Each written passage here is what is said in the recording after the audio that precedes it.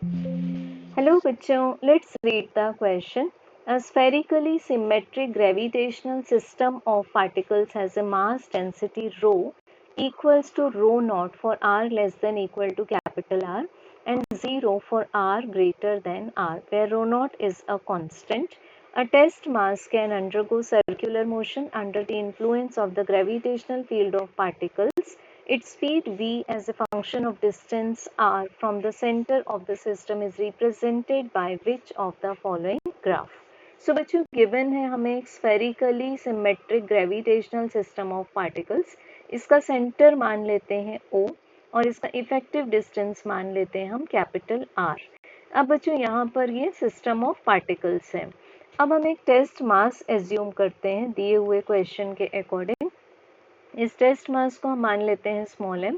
अब ये जो टेस्ट मास है वो इस तरह से नियर द स्फीयर या फिर स्फीयर के अंदर इस तरह से सर्कुलर मोशन परफॉर्म करता है. तो हमें बताना है कि इसकी जो स्पीड होगी, सपोज हम ले लेते हैं एंटी क्लॉकवाइज मोशन, तो इसकी जो स्पीड v होगी, टेंजेंशियल स्पीड, वो r पर किस तरह से डिपेंड करेगी और हमें ग्राफ कौन सा करेक्ट आंसर मिल जाएगा.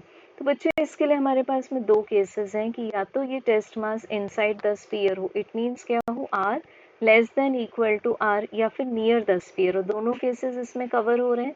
तो यहाँ पर जब ये सर्कुलर मोशन परफॉर्म करता है तो उस समय जो ग्रेविटेशनल फील्ड है that is GMM divided by R cube multiplied by small r. यहाँ हम मान रहे हैं कि जो स्फेरिकल सिस्टम है इसका मास है कैपिटल M और इस पार्टिकल का मास है स्मॉल m. ये इक्वल हो जाएगा सेंट्रीपिटल फोर्स के. It means mv² divided by r के. तो बच्चों अब यहाँ से m कैंसिल हो जाएगा और हम देख सकते हैं कि अदर डेटा आर कांस्टेंट.